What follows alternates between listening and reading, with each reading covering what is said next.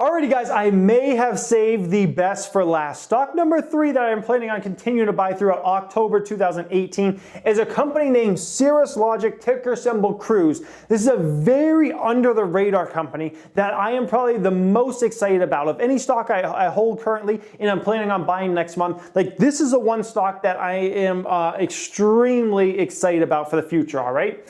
So Cirrus Logic, they're a semiconductor maker of audio chips. What that basically means is they make a lot of the audio chips that go into smartphones, all right? So if you look at, let's say you type into Google, the iPhone XS breakdown, teardown, you're gonna see that Cirrus Logic has 4 different chips in that particular phone. They have the main smart codec, which basically all the audio and voice goes through and whatnot. They have 3 different amplifiers, 2 are for sound, 1 are for haptics, all right? And that's what they do. They make audio chips that go into a lot of different devices. iPads, iPhones, a lot of different devices, laptops, all that type of stuff, all right? Wearables, many different things, all right? That's what they do. Now, first, I want to start out with the bad side of Cirrus Logic. The one thing that you could point at and say, I'm bearish on this company over time because of this one thing. The one bad thing they have is 80% of their business roughly comes from Apple. Why is this? Well, Apple loves to use Cirrus Logic because Cirrus Logic really has the best audio components you can get from any company in the world, and they do a lot of custom solutions for Apple. So Apple takes audio very seriously for their devices,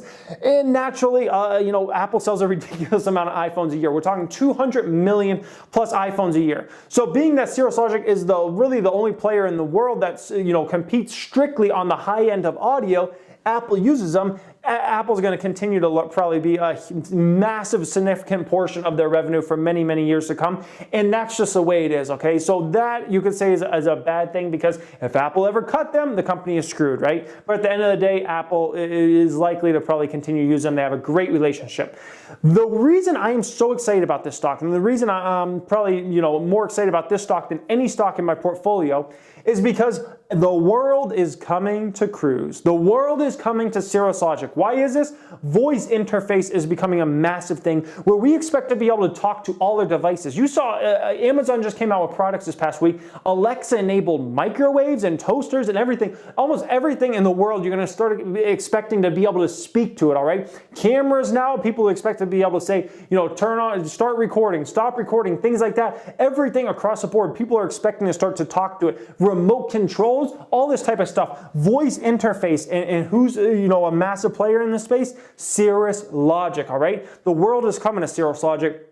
Voice authentication. So, there's a lot of reasons why you wouldn't want someone to be able to talk to something, right? Let's say you want to, let's say you have a garage door opener and you have your kid coming home from school and they could have a passcode for it, or they could just say, open the garage door, right? And it opens the garage door. That's not cool if just anybody's voice could say that. But if it can authenticate that that's your kid's voice, that becomes special, okay? Same thing with your phone. Your phone's laying over there, and if you say, hey phone, read me my email I just got in, that's not cool if anybody can do that, right? And just start reading your emails. However, if it knows it's your voice specifically, if it's programmed and it understands, oh, that's Jimmy's voice over there, let me go ahead and read his email to him, that is a really cool thing. Voice authentication is going to be a massive growth vector for Cirrus Logic over the next 5 to 10 years, and they should be arguably the best player in that space, all right?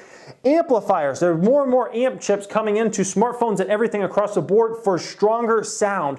And we've seen Apple, used to only use really 1 amplifier in their iPhones. That was for a significant amount of time. Then all of a sudden they added 2 amplifiers. Now they have 3 amplifiers in their iPhones, okay? 2 for sound, 1 is for haptics. So now amplifiers are starting to be used for haptics and things, which basically gives you tactile feedback. So if you realize, let's say iPhone 7 is a perfect example. iPhone 7 has a home button, but it isn't actually a physical button. But when you hit it, it feels like a physical button. It gives you actual feedback like you're hitting a physical button even though you aren't. That is coming from the amplifier that is specifically designed for that. In the new Apple Watch Series 4, they're supposed to, when you turn the dial, it's supposed to actually give you feedback. That's going to likely be because of a new amplifier from Cirrus Logic. So amplifiers used for haptics to give you actual feedback is a massive growth potential out there for the company, all right?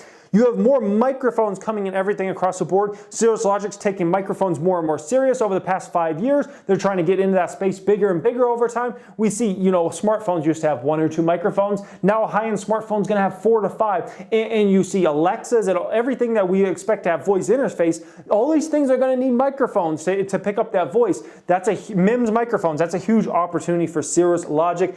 And the last part why I'm so bullish on this company is Jason Rode. Jason Rode took this company from a completely irrelevant company that did $170 million roughly in revenue per year, which is still a lot of money in the grand scheme of things, but in public companies, 170 mil is nothing. You're irrelevant, okay? Has now taken this to be a company that's doing $1.5 billion plus in revenue. He's basically around 10x the company in less than a decade. It's been unbelievably what he's done. The vision he's created for the company and the focus they have to have Apple as a massive customer is a big, big thing, guys. He's done so well with this company, and I have a lot of faith in him because of his track record in building this company bigger and bigger and bigger. It used to be a company that was a $4 or $5 stock, all right? That's where that company used to be before Jason Rode got there.